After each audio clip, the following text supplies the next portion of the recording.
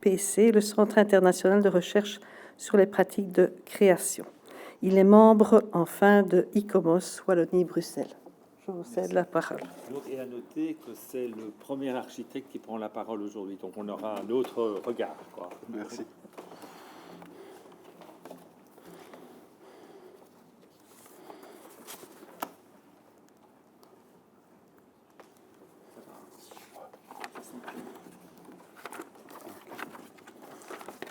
Bonjour à tous. Remercier la Fabie et la WAP pour l'invitation. Je ne m'y attendais pas. Merci Michel en tant qu'ancien professeur. Merci beaucoup. Et je voudrais remercier spécialement pour le pôle de la pierre Sébastien Ménil. Je ne sais pas s'il est là, mais merci à lui. Alors je vais présenter ici une étude que j'ai réalisée dans le cadre de mon master il y a 4-5 ans. Alors évidemment, j'enchaîne après des projets monstrueux où on parle d'hectares. Ici, ça va être un confetti, puisque c'est presque c'est de la proto-industrie, c'est de l'ordre vraiment presque du résidentiel. Et c'est un bâtiment que je pense que je vais peut-être perdre un petit peu de rigueur, dans le sens où je suis tombé, entre guillemets, un peu amoureux à force d'y passer beaucoup trop de temps dedans.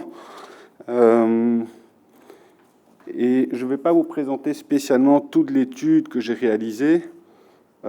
Ici, comme mon intervention est courte, j'ai plutôt essayé de trouver un fil sur lequel j'avais envie de tirer. Et après avoir participé à différentes journées ici, c'est un thème qui n'était pas ressorti et qui, moi, me touche énormément, qui est la question de l'absence. Donc, le bâtiment, c'est l'ancienne centrale électrique de la Société anonyme des carrières de la sucrerie Pierre-Joseph Winx, qui est située à Soigny, qui est millésimé 1894.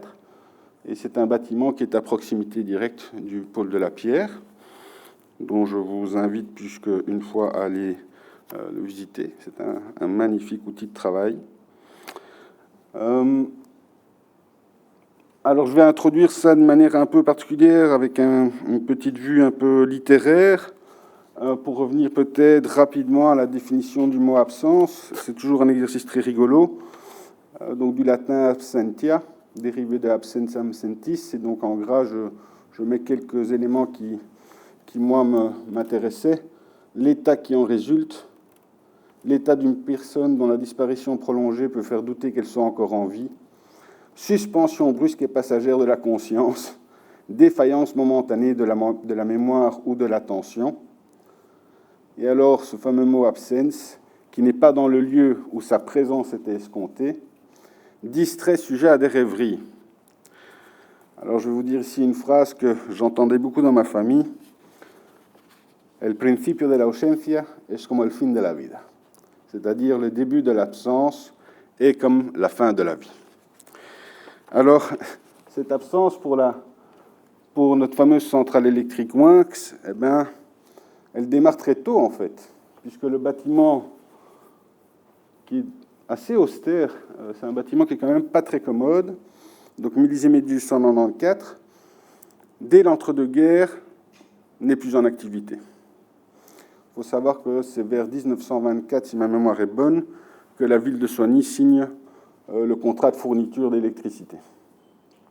Donc de 1894 jusque dans les années 30, milieu des années 30, on a ce bâtiment qui est en activité, mais très rapidement, en fait, il va perdre sa raison d'être.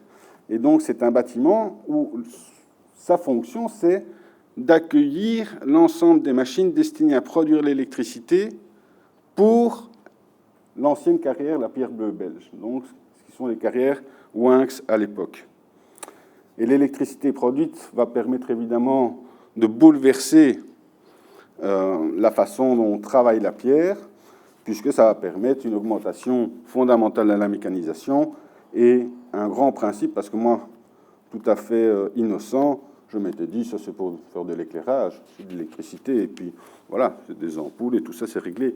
Mais ce n'est pas tellement l'enjeu, c'est surtout le transport de la force. hein, la force motrice qui permet d'avoir des moteurs en carrière et donc de déporter comme ça la force. Alors, rapide localisation de savoir c'est quoi, c'est où et de qui on parle. On parle donc du bassin sonégien. J'aime beaucoup cette carte-ci, de laquelle est belle, je trouve que c'est très parlant.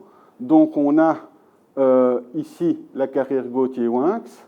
Grosso modo, le pôle Lapierre est ici. Le centre de Soigny est ici.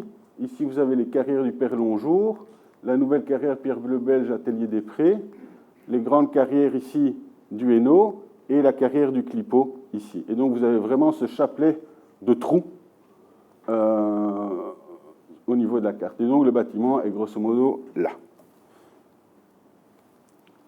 De manière plus précise, vous avez la centrale électrique qui est ici, la rue Mademoiselle-Winx, et puis le pôle de la Pierre qui est grosso modo ici. Ici, vous avez tout le démarrage de ce qu'on appelle aujourd'hui la carrière Gautier-Winx, et puis ici, des anciens ateliers où la centrale électrique vient grosso modo s'encastrer. Alors, cette espèce de serpent, c'est la dernière modification du territoire dans cet espace-là. C'est une déviation de la Seine qui est là. Alors, de qui on parle? On parle de Pierre-Joseph Winx. Bon, en tout cas, c'est ce qui est marqué sur la pierre. Alors, Pierre-Joseph Winx, c'est un personnage qui fait partie de cette espèce d'élite de la nation de la fin du XIXe siècle, qui va être un personnage fondamental pour la ville de Soigny et pour l'industrie du jeune État belge. On va le retrouver évidemment dans le fameux bouquin Belgique industrielle. Et ça, c'est une très belle statue qui a été produite, entre autres, par la Compagnie des Bronzes de Bruxelles, qui produit toute une série de statues des grandes capitaines d'industrie de cette époque-là. Sauf que la centrale, elle n'est pas faite par Pierre-Joseph, mais par son fils Grégoire, qui est le premier ingénieur de l'école de Paris et qui démontre bien l'attrait des hommes du XIXe siècle pour les débuts de la science et entre autres de la géologie. Alors, la question de l'absence et de la centrale. Donc, est-ce que déjà on peut parler de l'absence de lieu? Alors, voici, j'avais fait, alors, petit détail, j'avais fait une photogrammétrie de l'ensemble du bâtiment et j'avais pris énormément de plaisir à la faire parce qu'évidemment, c'est une immersion un peu particulière dans l'ambiance et dans l'esthétique industrielle. Et donc, toutes les images que je vous montre ici sont des images non traitées et que, par partie, j'ai mis en noir et blanc pour pouvoir un peu enlever. Alors, la centrale est ici.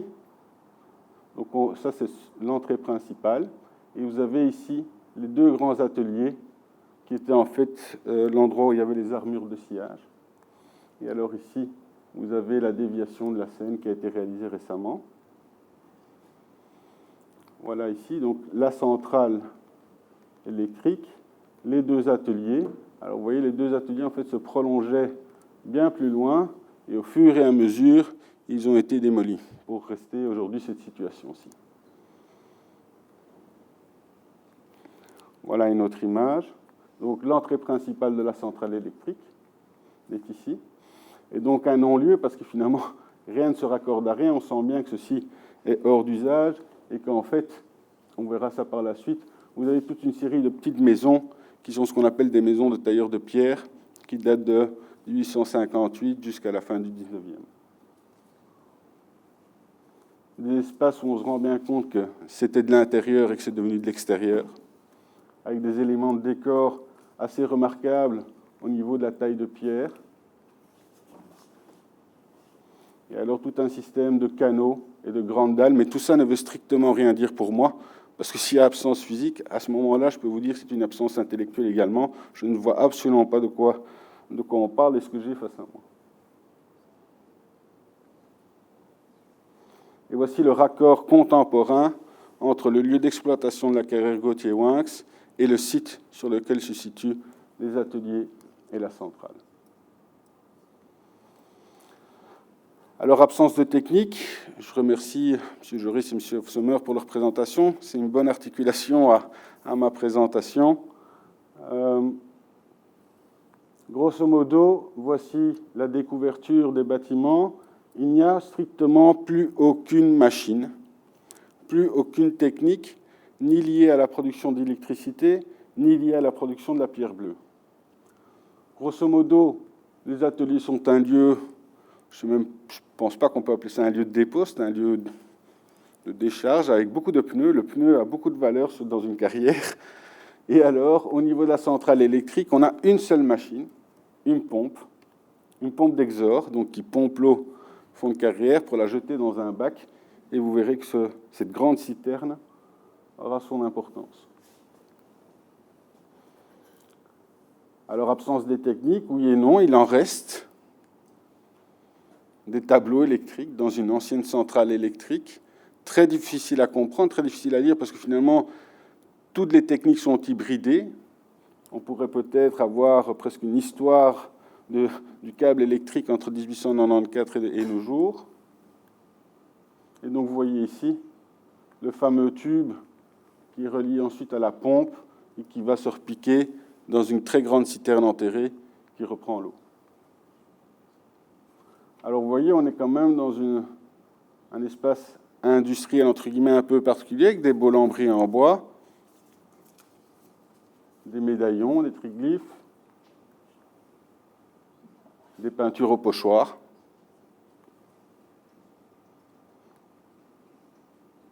Alors, absence des hommes, parce qu'il n'y a plus rien qui se passe. Il n'y a personne qui passe. Il n'y a personne qui travaille. De temps en temps, un petit coup de gras dans la pompe. Et surtout, c'est très particulier, mais j'ai travaillé là-dessus pendant le Covid. Donc, pour vous dire qu'il n'y avait vraiment personne, c'est qu'il n'y avait vraiment personne. Alors, j'ai eu la chance de rencontrer à plusieurs reprises Jean-Frans Abraham, qui est ancien big boss, entre guillemets, un personnage de la pierre et de la pierre bleue belge. Où il pensait qu'il restait peut-être encore un homme sur chantier qui avait connu cette centrale en activité, mais qui prenait sa pension. Donc, grosso modo, je n'ai eu aucun contact humain pendant ce travail. C'est assez particulier. Et donc, c'est vraiment ça, c'est vraiment l'absence d'homme au sens propre et au sens figuré. Et ce qui reste comme trace de l'homme est assez bizarre parce que tout est relatif à la mort. Strictement tout. Alors, je me suis pris un peu pour passion pour dire plein de choses sur l'histoire de l'électricité et elle est intimement liée à notre peur de l'électricité. Pour être honnête, je n'y ai jamais rien compris, mais la mort fait partie de l'histoire de l'électricité. Hein. On va de Frankenstein au reste, hein, tout ce que vous voulez, mais il y a vraiment cette question de ne pas comprendre ce que c'est et d'en avoir terriblement peur. Et donc, voilà, vous êtes accueillis par le danger de mort. Il reste quelques traces d'une activité humaine.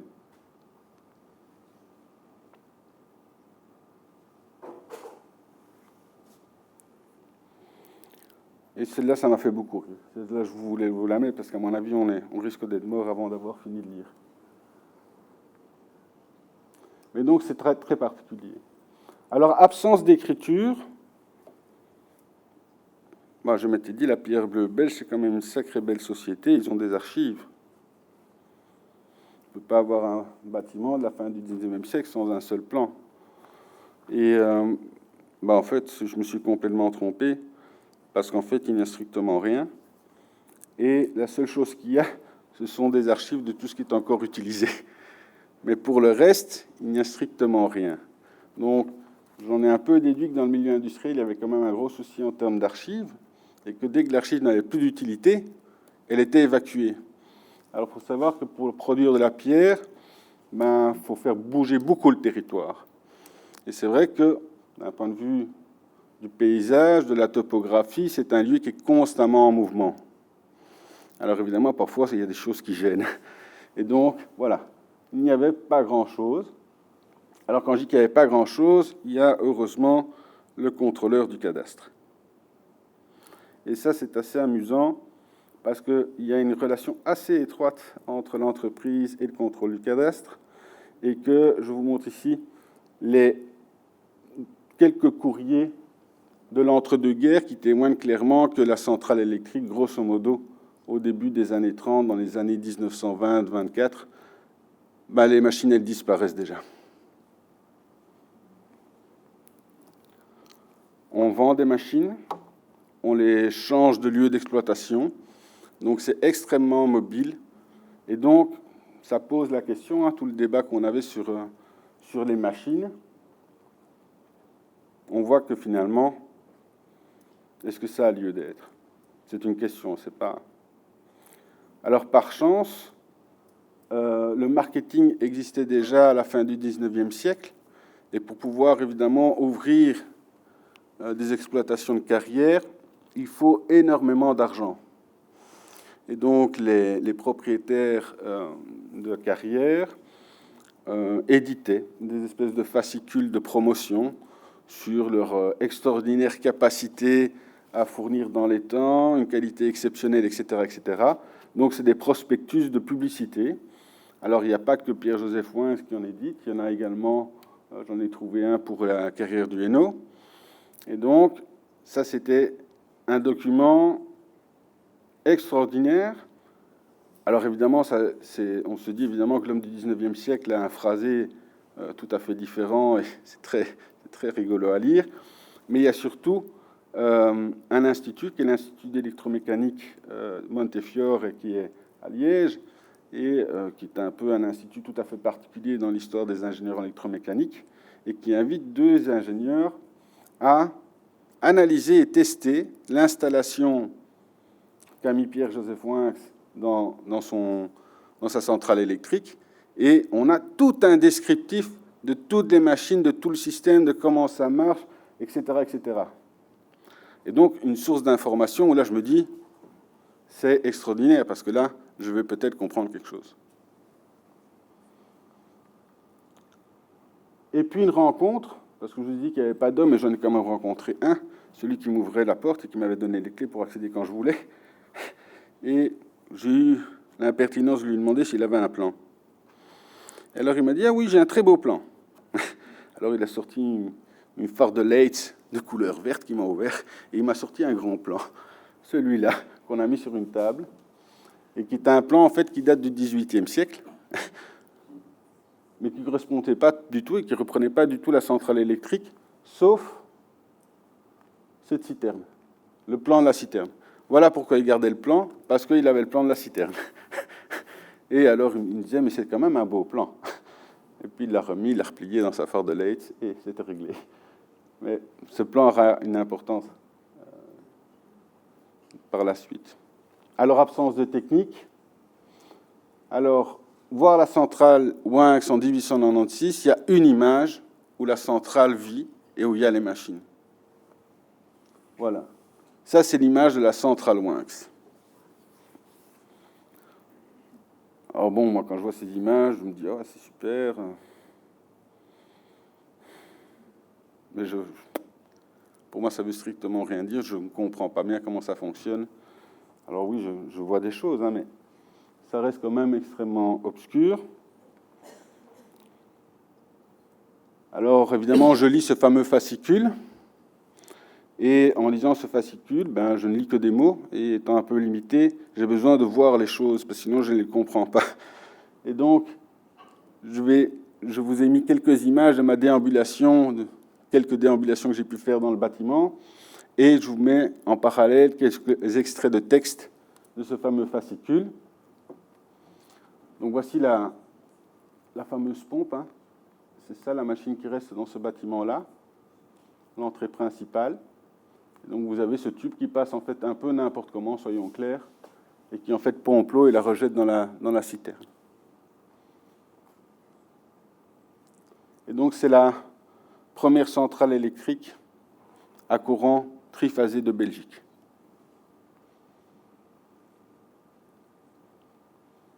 Et donc c'est un bâtiment vraiment qui est une grande halle avec une charpente métallique, coiffée d'une grande verrière et d'une grande verrière aussi de front.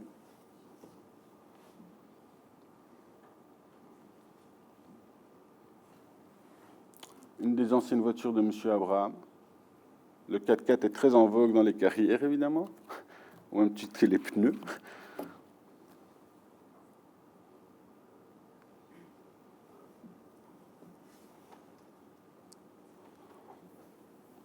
Et alors, ce sont également toutes des maisons qui sont citées, qui semblent être des maisons très importantes. La maison Le Chat à Gand, l'entreprise Pied de Bœuf. Pour moi, ils faisaient que de la bière. Bon. Et alors des noms comme Sulzer, Oerlikon.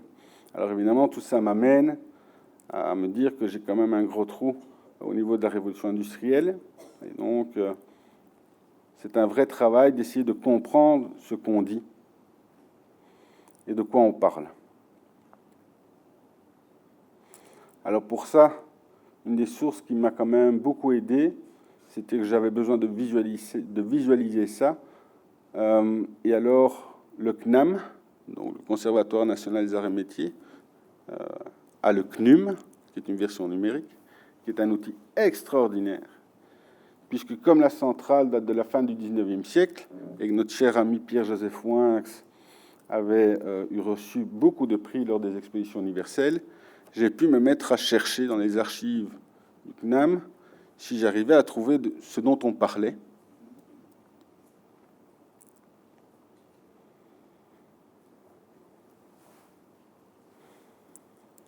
Pour pouvoir évidemment dimensionner.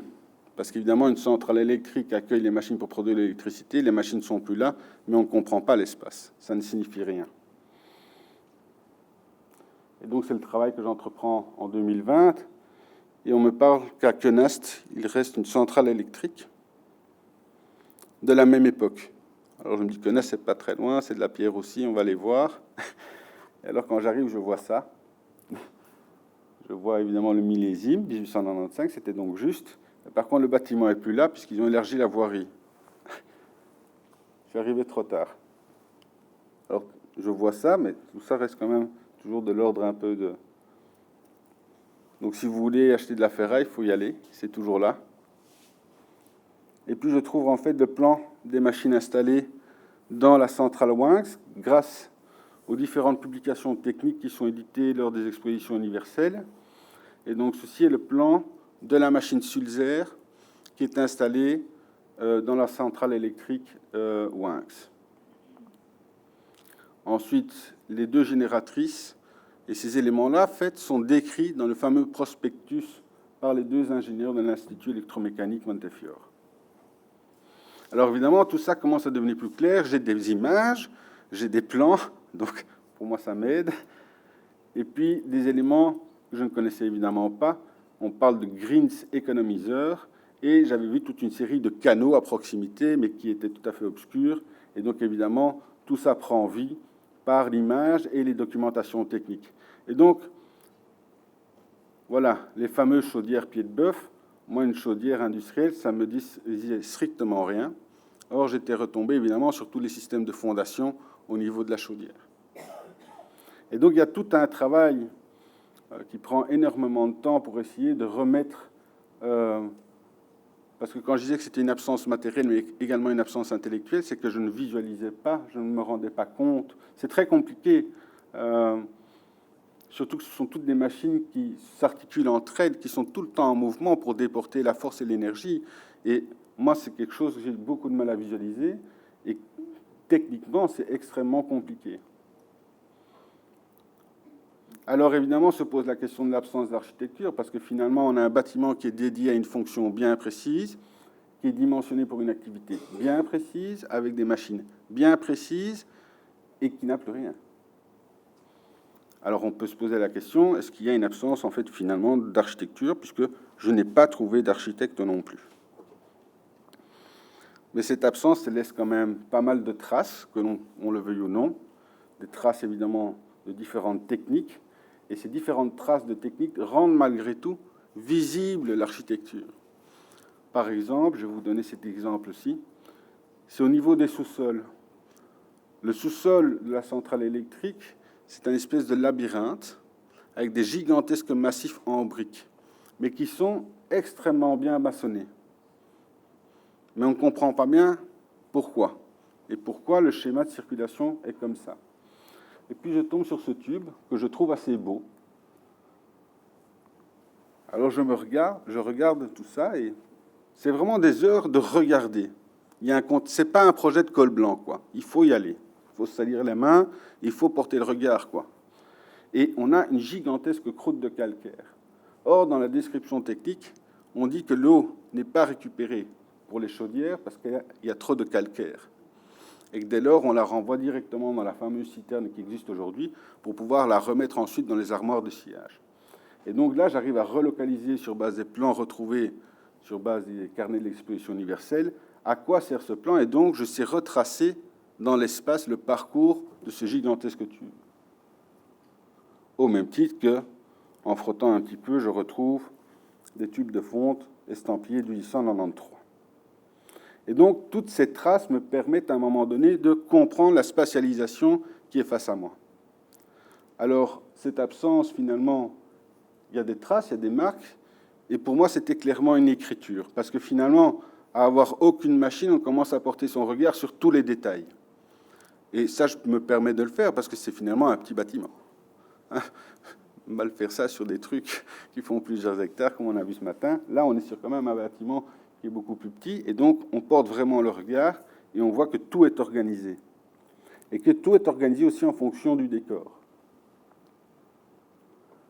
Et puis on regarde bien, et on voit clairement ces peintures au pochoir, avec une légère tendance Art Nouveau, 1894, 1896, on est en démarrage.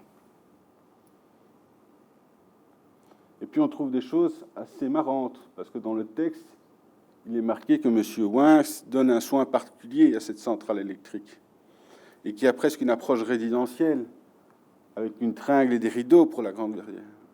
Et puis avec mon drone, je vois ce genre de choses. Un beau rideau en velours brun et ses pompons. Et donc il y a des choses comme ça, des petites traces qui commencent à parler, et puis des grandes traces. Des traces avec de l'huile, des traces avec de la graisse, des fumées sur le mur. Et là, je réalise un travail de compilation de l'ensemble de ces couches de techniques et de traces que j'inventorie, que je cartographie. Et puis, en croisant l'ensemble des informations et des documentations que j'ai pu trouver, j'arrive à relocaliser l'ensemble des machines et à comprendre comment tout fonctionnait, dont l'implantation du bâtiment. Alors, je vais conclure par un petit exercice. C'était donc la seule vue que j'avais de cette centrale électrique. Et je n'ai pas pu m'empêcher de vouloir mettre un peu de couleur dans tout ça. Alors, vous savez, il y a des programmes de colorisation et des choses assez bien faites aussi qui utilisent le machine learning pour pouvoir alimenter et décodifier. Alors, j'ai beaucoup aimé qu'on parle de YouTube, parce que YouTube était une source d'informations fantastique. Les Anglais, les Américains, ainsi que les Suisses sont, semble-t-il, bien plus amoureux que nous de nos machines, les machines vapeur. Et donc, il y a plein de briscards qui font tourner les machines, qui expliquent. Donc, j'ai passé des heures à regarder ça. Je ne vous dis pas la tête de mes enfants. Mais ça m'a permis, évidemment, de mettre ça sur des moteurs de colorisation britanniques, qui, évidemment, arrivent à détecter les formes de tout ça et à mettre des couleurs plus ou moins justes. Et donc, je vais terminer par ceci. Et donc, voilà ce que ça donne. Pour information, ceci est M. Monet, l'électricien en 1894 de la centrale électrique, et c'est lui qui avait tout mis au point pour régler la machine. Je vous remercie.